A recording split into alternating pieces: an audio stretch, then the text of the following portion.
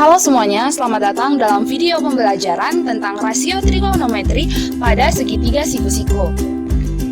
Sebelum kita mempelajari lebih lanjut tentang rasio trigonometri pada segitiga siku-siku, kita kenalan dulu yuk.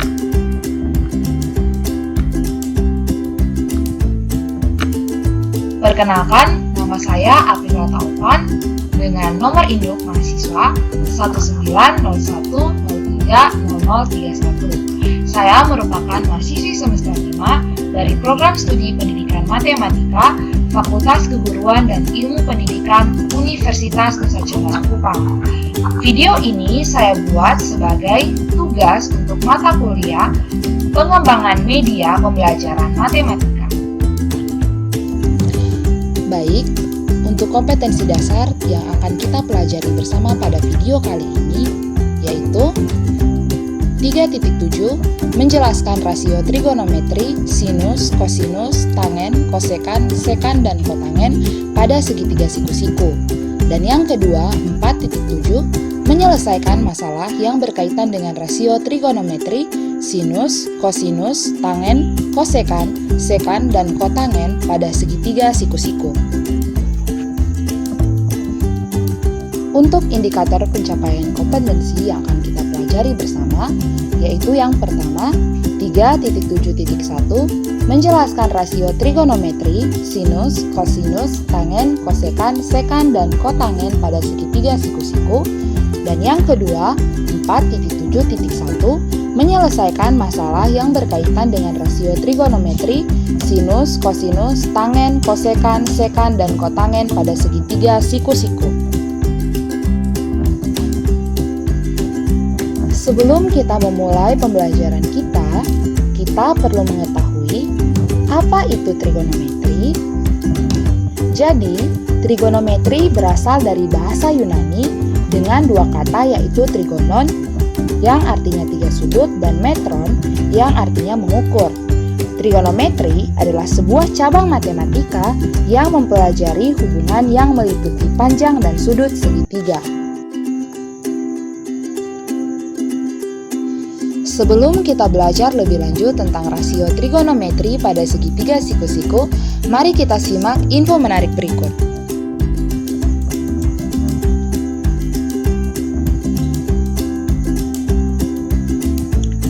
Air terjun Tapel merupakan salah satu air terjun yang terdapat di Pulau Timor. Air terjun cantik ini terletak di Desa Oesusu, Kecamatan Takari. Untuk tiba di air terjun ini, kita membutuhkan waktu sekitar 1,5 jam untuk tiba di air terjun Tapel. Nah, jika kita lihat pada gambar di samping, ada seorang wanita yang berdiri menghadap ke arah air terjun. Jika tinggi si wanita pada gambar adalah 160 cm dan jarak antara si wanita dan air terjun untuk tinggi air terjun Tapel apabila si wanita melihat puncak air terjun dengan sudut angkat 45 derajat. Masalah yang diberikan pada cerita ini tentunya sangat menarik, tetapi bagaimana ya cara kita untuk menentukan tinggi air terjun tersebut? Untuk dapat menyelesaikan masalah seperti pada cerita sebelumnya, mari kita pelajari bersama tentang rasio trigonometri pada segitiga siku-siku berikut ini. Rasio trigonometri pada segitiga siku-siku. Rasio trigonometri.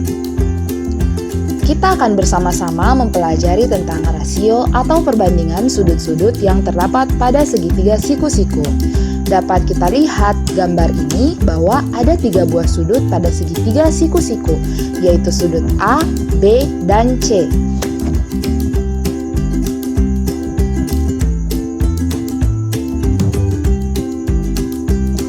Besar sudut B pada gambar segitiga ini adalah pi dalam radian. Perbandingan sisi yang dihadapi sudut pi terhadap sisi miring disebut sinus atau disingkat sin. Dan perbandingan sisi dekat sudut pi terhadap sisi miring disebut kosinus atau disingkat cos. Nah, untuk perbandingan sin pi sama dengan sisi depan yaitu sisi AC, berbanding sisi miring, yaitu sisi AB. Kemudian untuk cos P adalah perbandingan antara sisi samping yaitu sisi BC, dan juga berbanding sisi miring yaitu sisi AB. Perbandingan lainnya adalah tangen yang disingkat tan, kosekan yang disingkat CSC, sekan yang disingkat sek, dan kotangen yang disingkat kot, yang didefinisikan sebagai berikut. Untuk tan P, perbandingannya adalah sisi depan, sisi yang berada di depan sudut P, yaitu sisi C, berbanding dengan sisi samping yang ada di samping sudut P, yaitu sisi BC. Atau dapat kita definisikan sebagai sin P per cos P. Lalu, untuk kosekan P didefinisikan sebagai perbandingan antara sisi miring, yaitu sisi AB, dan juga sisi depan di depan sudut P, yaitu sisi AC. Atau dapat juga kita definisikan sebagai 1 per sin P. Kemudian, untuk sekan P merupakan perbandingan antara sisi miring, yaitu sisi AB, berbanding dengan sisi yang berada di samping sudut P, yaitu sisi BC. Atau dapat kita definisikan sebagai 1 per cos P. Lalu yang terakhir adalah kotangen P, yang kita definisikan sebagai sisi samping, yaitu sisi yang berada di sudut P, yaitu sisi BC, berbanding dengan sisi depan, yaitu sisi yang berada di depan sudut P, yaitu sisi AC. Atau dapat kita definisikan sebagai 1 per tan P. Selanjutnya adalah sudut-sudut istimewa. Sudut 30 derajat dan 60 derajat. Segitiga ABC seperti pada gambar di samping merupakan segitiga sama sisi dengan sisi S, dan garis AD adalah garis tinggi sehingga CD sama dengan DB. Akibatnya, AC kuadrat sama dengan AD kuadrat ditambah dengan CD kuadrat. Teman-teman bisa mengingat kembali rumus trigonometri. Lalu, sehingga kita peroleh AD kuadrat sama dengan S kuadrat. S kuadrat, mengapa di sini S kuadrat? Karena AC kuadrat itu sama dengan S kuadrat. Karena kita menyimpulkan sisi AC sebagai S. Kita kurangi dengan 1/2 BC kuadrat. Sehingga kita peroleh lagi S kuadrat sama dengan 1/2 S dikuadratkan sama dengan 3/4 S kuadrat. Sehingga AD kita peroleh sama dengan 1/2 S akar 3. Menurut definisi diperoleh sin 60 derajat sama dengan sisi AD berbanding dengan sisi AC, atau sama dengan 1/2 S akar 3 per S, sehingga kita peroleh sin 60 derajat sama dengan 1/2 akar 3. Lalu untuk cos 60 derajat sama dengan sisi CD berbanding sisi AC, sehingga kita peroleh 1/2 S dibagi S sama dengan cos 60 derajat sama dengan 1/2. Kemudian untuk tan 60 derajat sama dengan AD per CD sama dengan 1/2 S akar 3 per 1/2 S sama dengan akar 3. Lalu untuk sudut 30 derajat kita peroleh sin 30 derajat sama dengan perbandingan antara sisi CD dan sisi AC sama dengan 1/2 S per S, kita peroleh sin 30 derajat sama dengan 1/2. Lalu untuk cos cos 30 derajat sama dengan perbandingan antara sisi AD per sisi AC sama dengan 1/2 S akar 3 per S sama dengan 1/2 akar 3. Lalu untuk tan 30 derajat sama dengan sisi CD per sisi AD sama dengan 1/2 S per 1/2 S akar 3. Kita peroleh akar 3 per akar 3 untuk tan 30 derajat.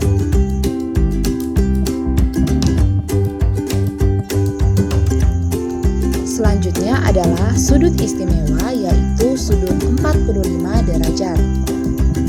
Nah, segitiga ABC di samping merupakan segitiga sama kaki yang sudut siku-sikunya berada di sudut B.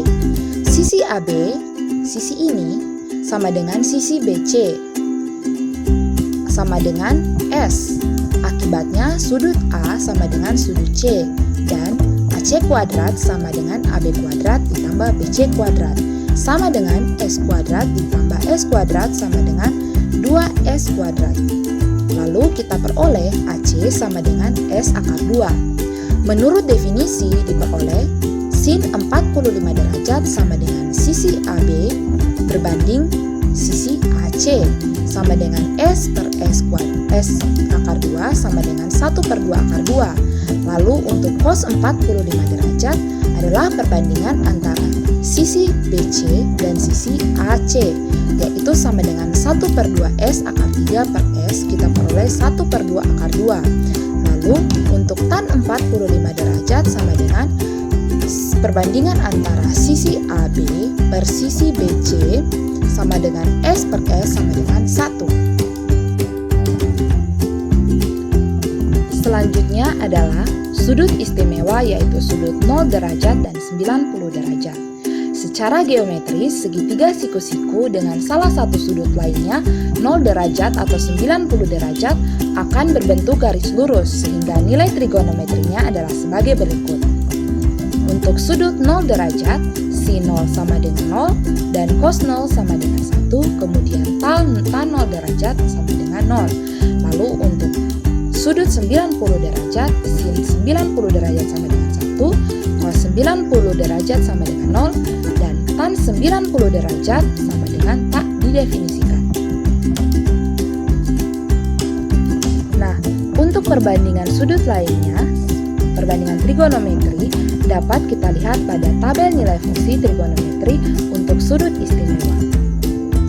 Jadi, sudut istimewa yang tersedia pada tabel ini yaitu 0 derajat, 30 derajat, 45 derajat, 60 derajat, dan 90 derajat. Nah, dapat kita lihat di sini ada perbandingan sinus, kosinus, tangen, kosekan, sekan, dan kotangen. Teman-teman bisa melihat pada tabel ini untuk mempermudah pengerjaan soal-soal yang berkaitan dengan fungsi trigonometri.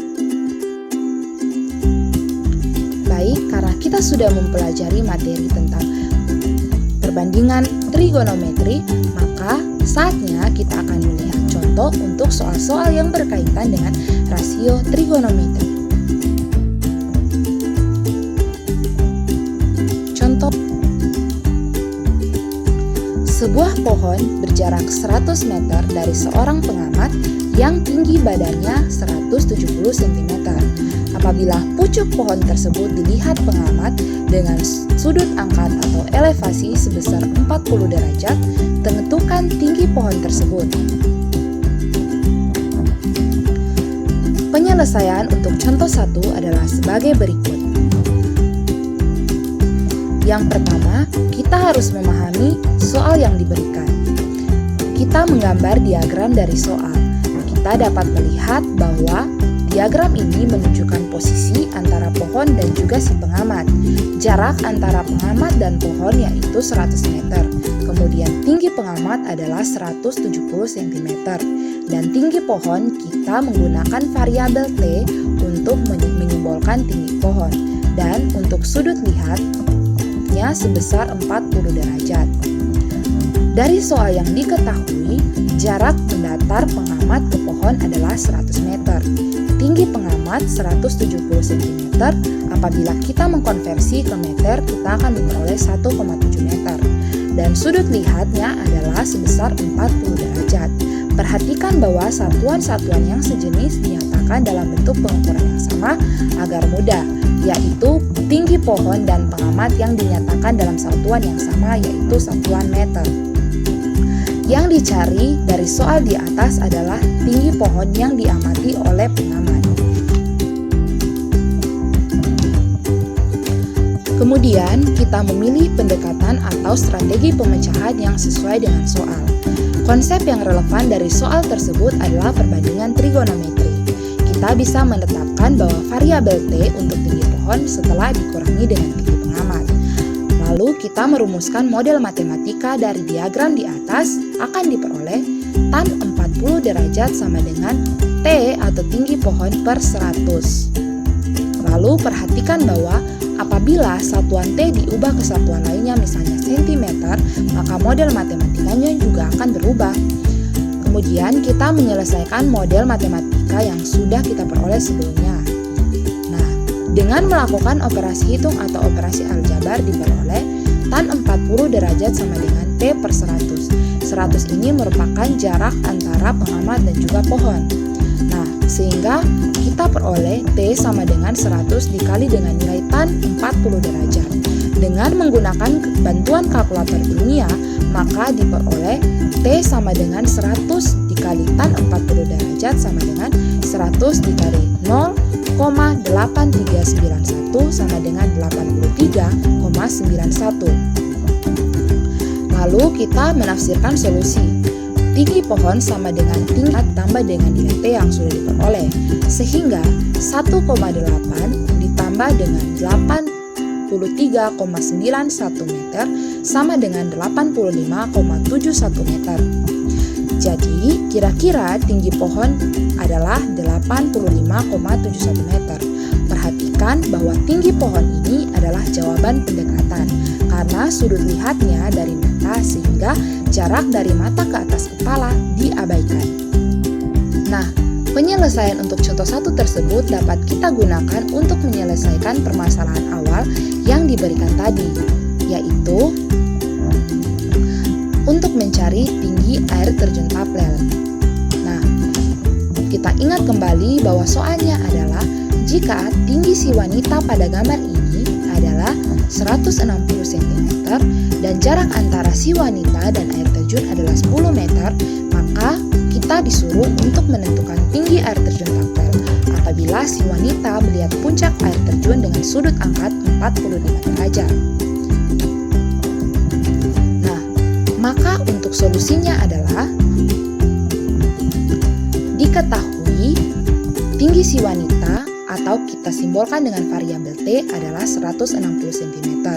Kita mengkonversikan ke satuan meter, kita peroleh 1,6 meter. Nah, untuk jarak si wanita dengan air terjun sendiri adalah 10 meter dan sudut angkatnya adalah 45 derajat. Kita diminta untuk menentukan tinggi air terjun Tapel. Nah, setelah kita menentukan yang diketahui dan apa yang ditanya, maka kita menggambar diagramnya seperti ini. Oke, jadi ini merupakan tinggi air terjun, lalu ini jarak antara pengamat dan juga air terjun, tinggi pengamat dan sudut lihatnya 45 derajat. Nah, untuk menyelesaikan masalah tersebut, kita misalkan tinggi air terjun Tapel dengan variabel T. Kemudian untuk perbandingan atau rasio trigonometrinya diperoleh tan 45 derajat sama dengan T per 10 meter. Nah, untuk nilai tan 45 derajat sendiri adalah 1, sehingga 1 sama dengan T per 10 meter. Sehingga kita peroleh bahwa T sama dengan 10 meter.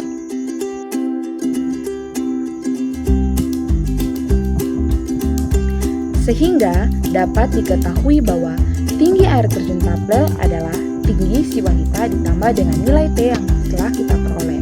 Nah, tinggi si wanita adalah 1,6 meter ditambah dengan nilai T yaitu 10 meter, maka tinggi dari air terjun Tapel adalah 11,6 meter. Jarak dari mata dengan bagian atas kepala diabaikan. Nah, tinggi air terjun ini merupakan sebuah pendekatan. Baik, jadi sekian penjelasan saya mengenai materi perbandingan atau rasio trigonometri pada segitiga siku-siku. Dan terima kasih telah menyaksikan video ini dari awal sampai pada akhir video ini. Jangan lupa untuk terus berlatih dengan mengerjakan berbagai soal matematika dan mari berbagi pengetahuan. Sampai jumpa di video pembelajaran lainnya.